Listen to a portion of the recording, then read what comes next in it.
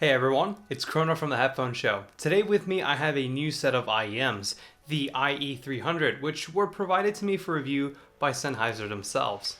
Let's check them out.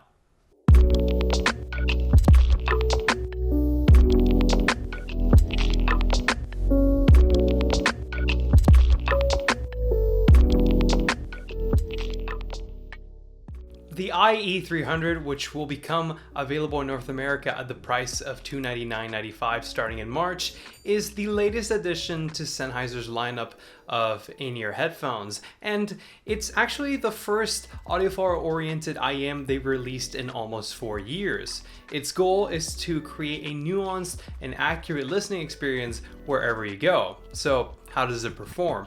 Well, we'll talk about that in just a second here, but before that, let's cover the basics, starting off with its packaging and accessories.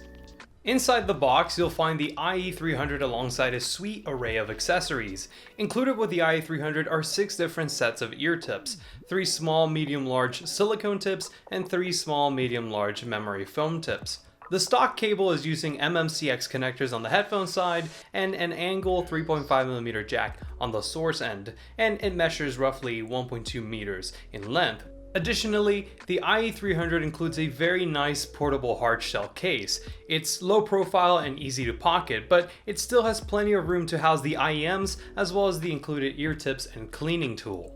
Now let's talk about the IE300's build and comfort. The IE300's build is a slight departure from that of other headphones in Sennheiser's audiophile-oriented IEM lineup, instead more closely resembling the design of the headphones that comprise their Pro series. As a result of their Pro audio-inspired design, the IE300's chassis is very small and lightweight, which makes for an IEM that is durable, lightweight, and easily portable. For comfort, the included memory foam tips are outstanding. I found that they very easily conform to the user's ear canal, which for me made for significantly more comfortable listening sessions. They also increased the IEM's passive noise attenuation considerably, and I also felt as though I got the most sound out of them since the seal was just right. On the other hand though, I didn't find the silicone tips to be all that amazing. Regardless of what size I used or how I positioned the headphone, I was never really able to get a comfortable fit or a good seal. I think that this is because the tips themselves are maybe a little too far on the flexible side, and I think that they could have benefited from being a little stiffer and more uniform to create a more consistent fit and seal, which of course is crucial for getting an IEM to be both very comfortable and for it to sound its best. Of course, our ears are all different and you might not have the same issues, but I just wanted to share my experience with these sets of rubber tips. One last note on comfort is that thanks to their small size, I think that even for users with smaller ears, it won't be all that difficult to get a good fit with the IE300. But anyways, let's now talk about how these sound.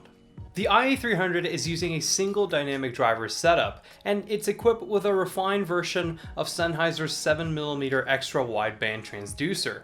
I'd describe the IE300's tonality as being an exciting one, as its V-shaped sound signature makes for very present bass and energetic highs. Naturally, this means that the mid-range doesn't feel quite as rich as in other headphones that I've tried, but it doesn't feel neglected either. Of the V-shaped headphones I've listened to, I think that the IE300 is one of the few that actually executes it really well, although as we'll discuss briefly, this kind of tuning does have some inherent effects on timbre. Starting off with the bass region on the IE300 has a pretty significant upshelf starting off at around 200 Hz. This emphasized mid to sub bass region made for a very warm bass response, which from my taste and preferences could come through as just a little bit swollen at times. Nonetheless, I found the bass here to be very enjoyable. At no point did it feel to me as though it was overbearing or intrusive of other frequency ranges, and I did find myself appreciating the roundness and fullness that the bass here provided to instruments' lower registers. I personally would have preferred a tighter tuning, but I think that for many listeners, this will make the bass region more fun on the IE300, and it also gives its sound a bit more warmth and depth. Moving along to the mids, Despite the boosted bass, the lower mids don't feel at all overwhelmed from below. They retain a clear fundamental range in the 300 to 600 Hz region, and the overall response here is a linear one with an accurately depicted body and well-defined but smooth upper mid-range presence. As a V-shaped headphone though, it should come as no surprise that the mid-range here doesn't stand out as much as it does on other headphones, so this would not be my #1 recommendation for mid-centric listeners. The treble region is where, once again, the IE300 sees a fairly significant boost. As the upper mid-range transitions into the lower treble, the IE300 remains leveled, with no glare or hash that I noticed. Moving along to around the 7 to 10K region in the mid-treble though, there is a very noticeable rise in that section of the frequency response. Now, this rise in the treble has a couple of different effects on the IE300's overall sound and timbre. Since it's a fairly broad elevation, it does make the headphone come through as being somewhat bright sounding, though I wouldn't go as far as saying that it's strident or piercing. I think that the most standout feature of the treble elevation here is that it can make the IE300 feel artificially brightened, and vocals in particular gain this crystalline-like glisten up top. There was also a slight stress on consonant sounds, so there was a little bit of mid-treble sibilance, but I think that it was pretty minor compared to the timbral effect of the unnaturally highlighted overtones and harmonics. Again, I don't really feel as though the treble here was harsh, and I'm fairly treble sensitive. I just feel as though it unfortunately does slightly compromise the headphone's timbre. Moving from tonality onto technical performance, let's first talk about resolution. And the IE300 delivers performance that I think is appropriate for an IEM in this price bracket. Even through busy musical passages, it properly reproduced all the different vocal and instrument tones, which created a well-defined and textured image of the music. Of course, compared to some of its over-ear counterparts in this price range like the HD600, the IE300 could sound just a little bit grainy, but its internal resolution competed squarely with that of other IEMs like the Moondrop Blessing 2. Moving on to soundstage imaging and layering, the IE300's spatial qualities are what surprised me the most about its technical performance. Since it's an in-ear headphone, its soundstage is still an intimate one.